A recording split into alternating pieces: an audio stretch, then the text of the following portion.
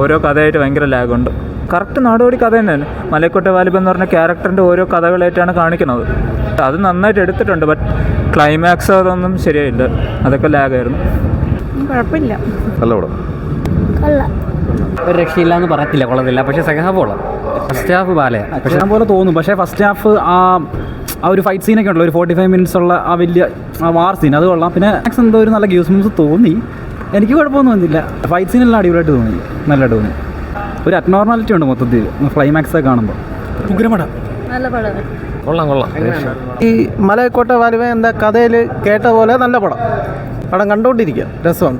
25% ആൾക്കാർക്ക് എനിക്കിഷ്ടപ്പെട്ടു. ക്വാളിറ്റി മൂവിയാണ്, എല്ലാവർക്കും ദഹിക്കണമെന്നില്ല.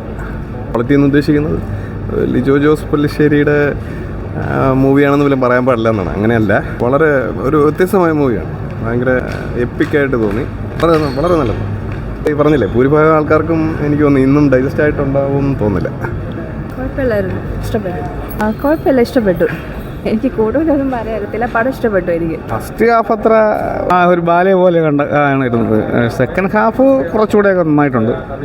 ഞങ്ങൾ പക്ഷേ അങ്ങനെയൊന്നും അതില്ല. പക്ഷേ അതൊരു എന്താ പറയുക, ഫസ്റ്റ് ഹാഫത്തിൽ നല്ല ലാഗുണ്ട്. ഫസ്റ്റ് ഹാഫ് ഒരു ബാലയൊക്കെ കണക്ക് തോന്നും. ആ സംഭാഷണം കുറച്ചുകൂടെയൊക്കെ സ്പീഡപ്പായിട്ട് എടുക്കാമായിരുന്നു. കുറച്ചുകൂടെയൊക്കെ കുഴപ്പമില്ല.